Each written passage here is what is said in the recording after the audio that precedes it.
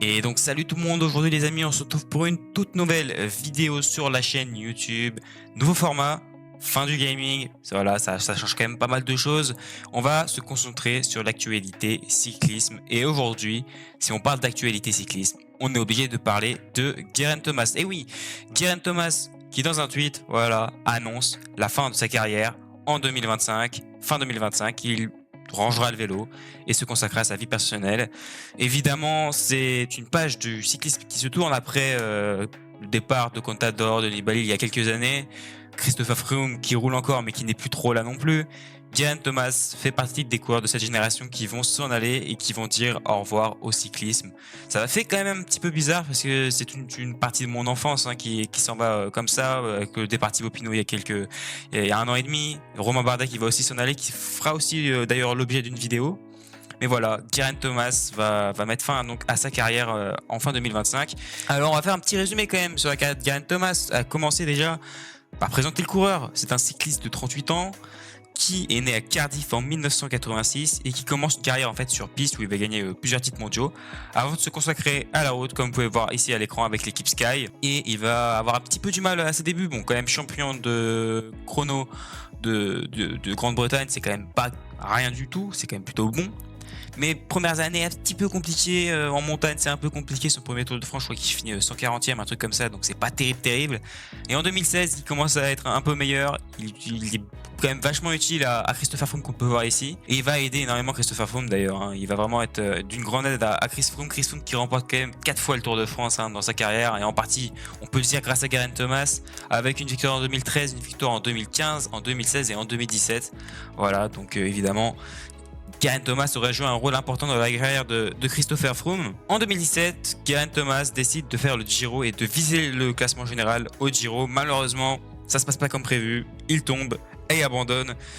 Voilà, c'est compliqué pour lui et il se dit, vu que je viens de tomber, vu que je suis pas très bien, autant s'économiser, pas essayer de forcer sur le Giro et arriver à 100% sur le Tour de France où il espère faire quelque chose. Et malheureusement, Tour de France, rebelote, il tombe et doit abandonner, voilà, alors qu'il était deuxième du classement général, dauphin de son propre coéquipier Christopher Froome qui gagne d'ailleurs cette année-là.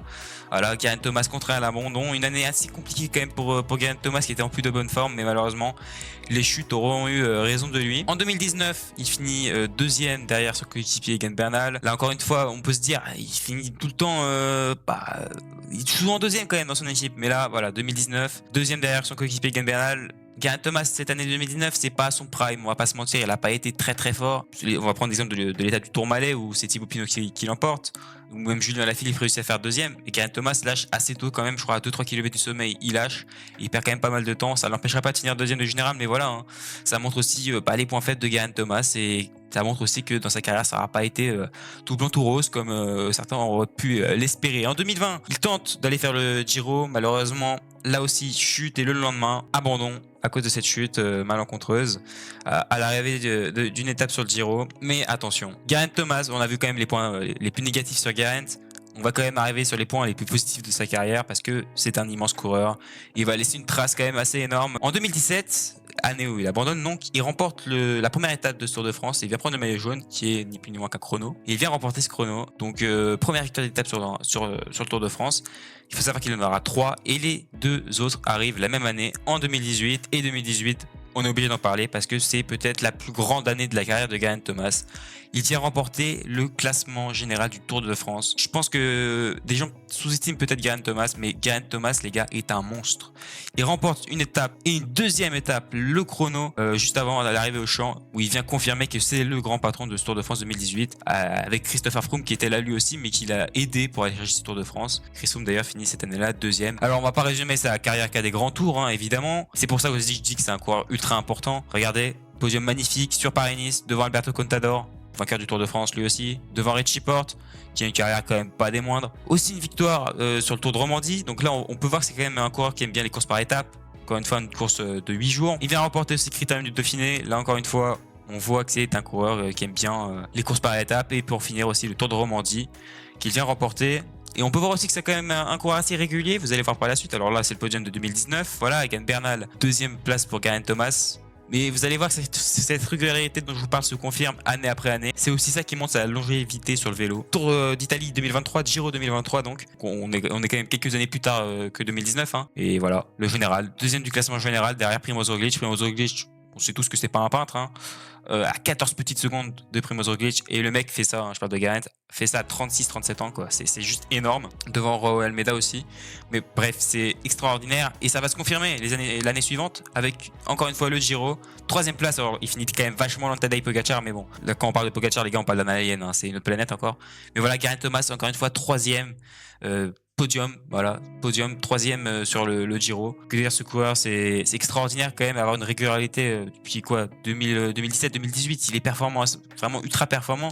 Parce que 2017, si on regarde, bon, voilà, il est quand même deuxième du général du Tour de France. Il doit abandonner, mais je pense que s'il va au bout, il peut largement faire le podium, peut-être même gagner. Bon, il y a Froome. Mais bref, il peut clairement faire quelque chose sur le Tour de France 2017. 2018, sa meilleure année sur le vélo. Victoire au général du Tour de France. Et puis voilà, après derrière s'ensuit quand même des places ultra importantes. Donc voilà, pour Geraint Thomas, c'est quand même un coureur qu'on peut situer comme hors norme. Mais il faut savoir aussi que Geraint Thomas, les amis, alors c'est pas un coureur qui a beaucoup levé les bras dans sa carrière, parce qu'il a plus de 10 ans de carrière hein, quand même, ce mec. 12 ans de carrière quand même, et 15 victoires d'étape. 25 victoires au total, en englobant les classements généraux, etc. Mais 15 victoires d'étape, 15 fois il aura levé les bras. Évidemment, on se dit en 12 ans de carrière, c'est pas si énorme que ça. Par rapport à d'autres coureurs, on peut se dire que il aurait peut-être pu lever un peu plus les bras, mais ça reste quand même honorable. Et de toute façon, dans tous les cas, il y a un Tour de France dans son palmarès, et du moment que tu as gagné un Tour de France, tu fais partie des plus grands. Voilà, c'est incontestable. Alors, on va évidemment parler un petit peu cette année. À quoi s'attendre pour cette année? Je pense donc qu'on peut s'attendre pour la saison prochaine à avoir pas mal de choses, et notamment sur Tirreno Adriatico. On est sûr qu'il va participer à Tirreno Adriatico. Il va sûrement être leader, cependant il y aura quand même pas mal de concurrence. On va notamment penser aux frères Yates qui sont présents, et aussi Juan Ayuso. Je pense qu'il peut réussir à aller choper un petit podium sur Tirreno. On sait aussi qu'il va aller faire le Tour de Catalogne ainsi que le Tour de Romandie. Alors sur le Tour de Catalogne, il va être le grand coéquipier de Carlos Rodriguez, qui sera le grand leader de cette équipe Ineos. Et sur le Tour de Romandie, moi je pense que peut faire quelque chose, même si on ne sait pas encore qui sera réellement présent ou non. On sait que Geraint Thomas sera là, mais je pense qu'il peut faire quelque chose. En plus, je crois qu'il y a un chrono qui peut lui plaire. Pourquoi pas essayer de faire quelque chose sur ce Tour de Romandie. Et on arrive donc au Tour de France. Alors, Tour de France, on sait que Geraint Thomas a envie de le faire. Il a déclaré devant la presse. C'est un article qui est sorti dans l'équipe. On sait que Geraint Thomas veut faire le Tour de France. Il l'a dit, il en a envie. Pour une dernière sur le vélo, il veut participer une dernière fois à la course qu'il a gagnée en 2018. C'est compréhensible, évidemment. Alors, le petit problème qui va se poser, c'est que Ineos, eux, ils cherchent à faire une équipe vraiment parfaite pour notre ami Carlos Rodriguez. Et est-ce que Geraint Thomas est le profil type pour venir aider Carlos Rodriguez? Je sais pas. Je pense personnellement qu'il a ses chances de participer au Tour de France cette année. Ce serait quand même un beau cadeau d'adieu de la part d'Ineos, je pense aussi. Et Geraint Thomas, s'il est participé à ce Tour de France, il peut avoir plusieurs objectifs sur ce Tour de France. Parce que voilà, on peut se poser donc quel rôle il y jouerait. Donc moi, comme je vous ai dit, il y jouerait probablement un rôle de coéquipier auprès de Carlos Rodriguez. Il peut potentiellement essayer d'aller chercher une victoire d'étape. Ça peut toujours être intéressant pour lui. On peut parler aussi d'un maillot de meilleur grimpeur pour lui. C'est vrai qu'il n'a jamais remporté de maillot de meilleur grimpeur sur les routes du Tour de France. Et ça pourrait être intéressant pour lui d'essayer de se lancer dans ce genre de choses. Aller partir en échappée, prendre des points. Alors c'est pas un excellent puncher, il sera pas ultra rapide, mais pourquoi pas espérer quelque chose de ce style pour lui. On va évidemment se poser la question du Giro. Alors le Giro, on sait pas encore s'il va y participer. Tout ce qu'on sait sur l'équipe Ineos à l'heure actuelle, c'est que Egan Bernal sera leader sur le Giro, qui sera accompagné de son coéquipier Timana Huntsman. Moi, personnellement, ce que j'en pense, c'est qu'il est peu probable que Geraint Thomas participe au Giro cette année. Il l'a déjà fait 2 ans auparavant, deuxième et troisième. Même si cette année, il n'y aura pas Pogacar, je pense que ça va quand même être compliqué pour lui de jouer sa carte, sachant que tu auras Egan Bernal qui en plus revient très fort depuis le début de la saison. Alors là, il vient de se casser la clavicule, mais il revient vraiment très fort.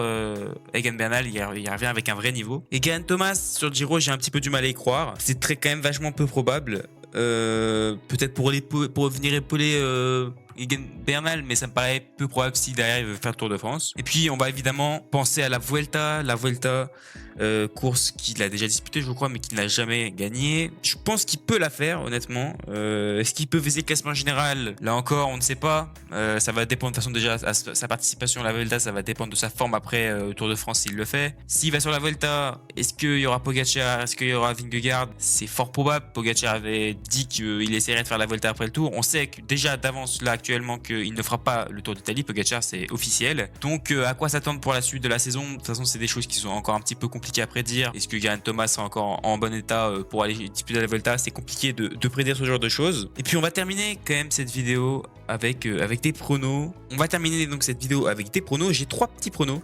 Vous me dites, vous pouvez essayer de me dire en commentaire ce que vous pensez de ces pronos là, quels sont vos pronos aussi à vous. N'hésitez pas aussi au passage, j'en profite, de me dire ce que vous pensez de ce que j'ai pu dire dans cette vidéo. Est-ce que vous êtes d'accord, pas d'accord avec moi? N'hésitez pas à en faire part en commentaire. Et donc voici les 3 pronos. Alors les 3 pronos, il y en a un, je pense que je me mouille un petit peu trop, mais bon, je pense donc qu'il va disputer le Tour de France et je pense même qu'il va remporter une victoire d'étape, une dernière victoire d'étape comme un symbole. Je me mouille énormément parce que s'il va sur le Tour de France, il va jouer un rôle d'équipier auprès de Carlos Rodriguez. Et est-ce qu'Ineos le laissera partir en échappée? Peu probable, parce que de toute façon, de toute manière, je vois pas Geraint Thomas gagner autre part qu'en échappée, pas avec Pogacar, pas avec Vingegaard, pas avec Remco sur le Tour de France. C'est impossible qu'il puisse battre un des 3 à la régulière. Mon deuxième prono, c'est un chrono quand même un peu plus terre à terre, c'est sur Tirreno. Je pense qu'il est capable d'aller faire un top 3, peut-être même d'aller chercher une victoire. Je crois en lui sur ça, je pense que c'est vraiment possible. Et enfin, mon dernier prono, ça va être compliqué pour lui, il va y avoir beaucoup de concurrence, mais je pense qu'il va remporter il va être champion d'Angleterre une dernière fois. Il n'en fera pas forcément un objectif, mais je pense qu'il en est capable. Être champion d'Angleterre une dernière fois, ça pourrait être stylé, ça pourrait être pas mal pour lui. Alors pourquoi est-ce que je dis que ça va être compliqué? Parce qu'en face de toi, tu as de la concurrence. T'as un mec qui s'appelle Joshua Terling, qui est juste monstrueux.